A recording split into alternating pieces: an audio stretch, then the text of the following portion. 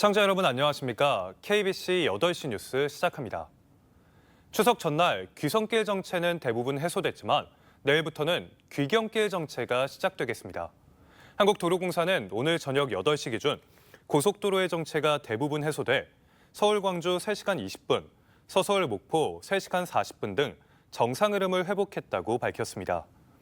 내일은 전국 교통량이 669만 대에 달하는 등 추석 연휴 기간 최대 정체가 예상되는 가운데 오후 4시쯤에 혼잡이 가장 극심할 것으로 예상됩니다. 내일 아침 8시 기준 광주 서울 5시간 20분, 목포 서서울 7시간 50분이 소요될 것으로 보입니다. 광주 민간공항과 군공항을 무안국제공항으로 통합 이전하는 데 힘을 모으기로 한 지난해 강기정 광주시장과 김영록 전남지사의 회동 이후 관련 논의가 좀처럼 진전되지 않고 있습니다. 기대를 모았던 3자 회동은 김산 무안군수의 반대에 부딪혀 결국 빈손으로 끝났는데요. 새 단체장이 모두 속한 더불어민주당 등 지역 정치권도 이렇다 할 역할을 하지 못하고 있습니다. 정경원 기자입니다. 강기정 광주시장은 민공공항 통합 이전의 골든타임은 올 연말이라고 여러 차례 못 박았습니다. 정부가 부산 가덕도와 대구 경북 통합 신공항 등에 막대한 예산을 쏟아붓고 있는 데다 무안공항에서 차로 1시간 반 거리인 전북 새만금공항도 내년 초 착공이 확정됐기 때문입니다. 무안공항은 내년이면 지방공항 가운데 유일하게 고속철도가 경유하게 되는데도 활성화 기회를 놓칠 경우 서남권 관문공항의 지위까지 내줄 처지입니다. 그러나 지난해 강 시장과 김영록 전남지사의 합의 이후 공항 이전 논의는 한 걸음도 나아가지 못하고 있습니다. 특히 기대를 모았던 강 시장과 김 지사, 김산 무안군수의 3자 회동 역시 빈손으로 끝난 뒤 2차 회동은 기약조차 없는 상황입니다. 한 번 더 회동한다는 것에 대해서는 전에 합의를 했습니다만은 이제 언제 만날지 부분은 구체적으로 합의를 하지 않았는데요. 광주시는 결국 공을 정치권으로 넘기는 한편 주민 직접 설득을 재개했습니다. 그러나 여전히 진척은 없습니다. 양분한 민주당 광주시당 위원장 주도로 광주 전남 민관정이 참석하는 첫 연석회의를 추진했지만 결국 반쪽 자리로 끝났습니다. 김 지사는 물론이고 전남 지역 국회의원들조차 단 한 명도 참석하지 않겠다고 통보했기 때문입니다. 갈등을 중재하고 합의점과 대안을 찾는 정치의 역할이 광주 민공공항 통합 이전 문제에서 완전히 실종된 겁니다. 광주 군공항 통합을 하자는 거냐, 공항을 없애자는 거냐, 뭐 어디 무한으로 180석을 가진 민주당이 입장이 없어요. 이런 상황에서 윤석열 대통령이 지난 5일 민생토론회에서 군공항 이전에 대한 국방부의 적극적인 개입을 주문했습니다. 성정 비행장은 좀 빠른 시일 내에 광주에서 좀 다른 용도로 활용할 수 있도록 하여튼 저도 열심히 노력을 하겠습니다. 올해가 채 넉 달도 남지 않은 상황에서 공항 이전 문제가 지난해 시도지사의 발표문에 담겼던 의미 있는 진전에 다가갈 수 있을지 주목됩니다. KBC 정경원입니다. 전라남도는 전국에서 가장 많은 16개 시군이 인구 감소 지역으로 지정될 정도로 심각한 소멸 위기를 겪고 있습니다. 해마다 출생아 수는 줄고 고령 인구는 늘어나면서 지역 경제 활력마저 사그라들고 있는데요. 2050년 인구 200만 명 회복을 위해 갖가지 대책을 내놓고 있지만 인구 감소세는 꺾이지 않고 있습니다. 보도에 이상환 기자입니다. 전남 한평군의 인구는 지난 10년 동안 4천여 명이 감소했습니다. 전체 인구 중 15%가 10년 새 사라진 겁니다. 올해 8월 기준 3만 200여 명을 기록했고 시군구 인구의 마지노선이라는 2만 명대 진입 직전까지 내몰렸습니다. 대학생 등록금 전액 지원 등 다양한 유입 정책을 펼치고 있지만 아직까지 인구 증가로 이어지지 못하고 있습니다. 일자리가 부족하고 주거 여건과 생활 인프라가 매우 열악한 것이 가장 큰 요인이라고 생각합니다. 관련 여러 시책들을 지속 추진해 인구 소멸 위기에 적극 대응해 나갈 계획입니다.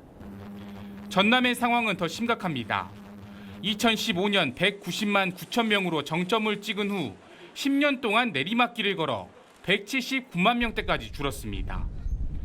20, 30대 여성은 10년간 매년 평균 2.6%씩 감소한 반면 65세 이상 고령 인구는 연평균 2.3%씩 늘고 있습니다. 10년 동안 출생아 수는 48% 감소했고 해마다 7천여 명의 청년들이 전남을 떠나고 있습니다. 올해를 지방소멸 극복의 원년으로 삼은 전라남도는 출산율 반등과 인구 유입을 위해 2030년까지 1조 3천억 원을 투입하기로 했습니다. 가족, 기회, 유입, 안착, 공존 5대 분야로 해서 2050년까지 인구 대전환 프로젝트를 본격적으로 추진할 계획입니다. 인구 소멸을 막기 위해 중앙정부의 지원이 더 필요하다는 지적이 나오는 가운데 전남도의 대책이 인구 감소세를 반전시킬 수 있을지 주목됩니다. KBC 이상환입니다.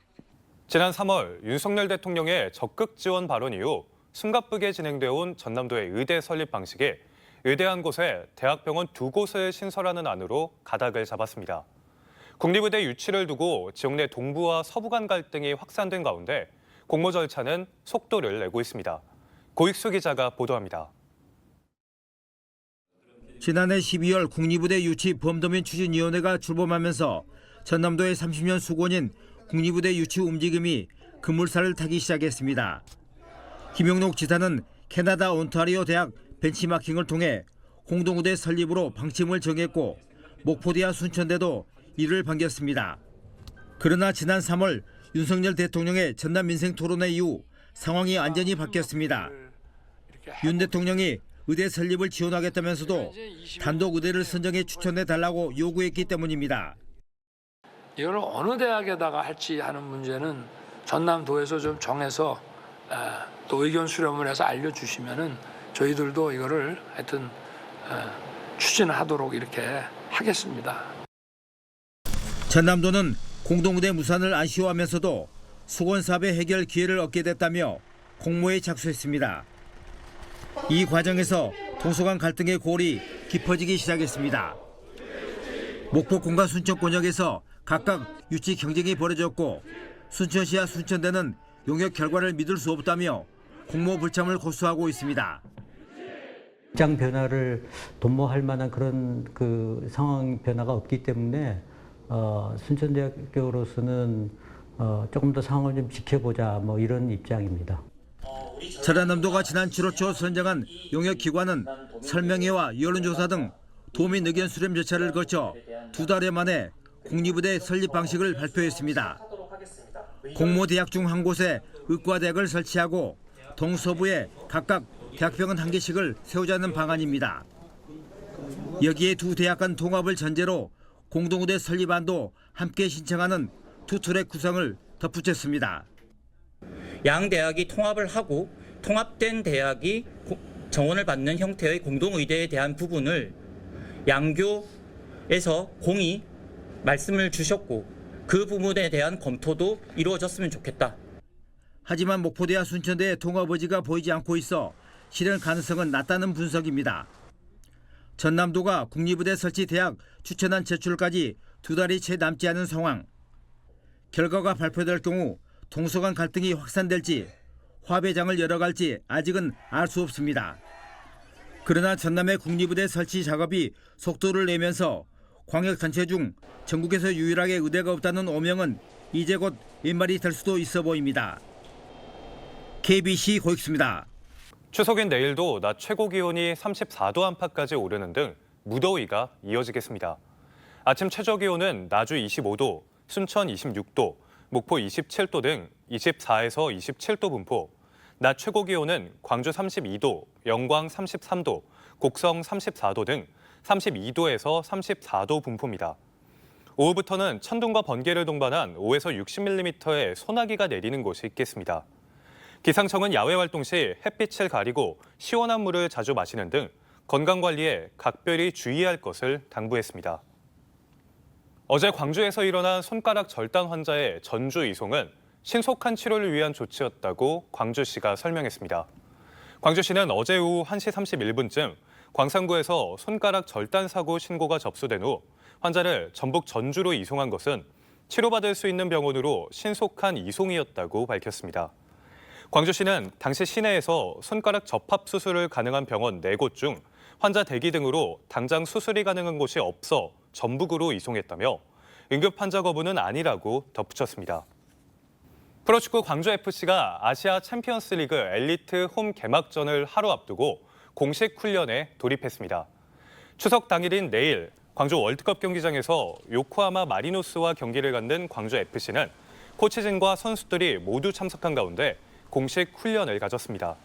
이정효 광주FC 감독은 K리그를 대표해서 나가는 무대라며 광주FC를 알릴 기회인 만큼 최선을 다하겠다고 밝혔습니다. 상대팀인 일본 요코하마 마리노스는 지난 시즌 제1리그 우승팀으로 5번의 우승 경력이 있는 전통의 강호로 평가받고 있습니다. 40홈런 40도루 대기록에 홈런 3개 차로 다가선 기아 타이거즈의 김도영이 팀 내 한 시즌 최다 홈런 기록도 달성했습니다. 김도영은 오늘 수원 KT 위즈파크에서 열린 2014 신한 솔뱅크 KBO 리그 KT 위즈와의 경기에서 3루수로 선발 출전해 3회 솔로 홈런에 이어 9회 좌중간 담장을 훌쩍 넘기는 3점 홈런을 날렸습니다. 36, 37호 홈런을 몰아친 김도영은 2001년 기아로 옷을 갈아입은 후 2009년 김상현이 기록한 팀 최다 36홈런을 넘어섰습니다. 오늘 경기를 11대 5로 이긴 기아 타이거즈는 한 경기만 더 승리하면 올 정규 시즌 우승을 확정짓게 됩니다. 광주의 한 아파트에서 70대 남성이 흉기에 찔려 숨진 채 발견됐습니다. 광주 북부경찰서에 따르면 오늘 낮 3시 15분쯤 독림동의 한 아파트에서 70대 남성 A씨가 복부에 자상을 입고 피를 흘린 채 숨져 있었다는 신고가 접수됐습니다. 요양병원에서 치료 중인 A씨는 추석을 맞아 집에 돌아왔고 부인이 외출한 사이 숨진 것으로 알려졌습니다. 경찰은 외부 침입 흔적은 없는 것으로 보고 정확한 사망 경위를 조사하고 있습니다.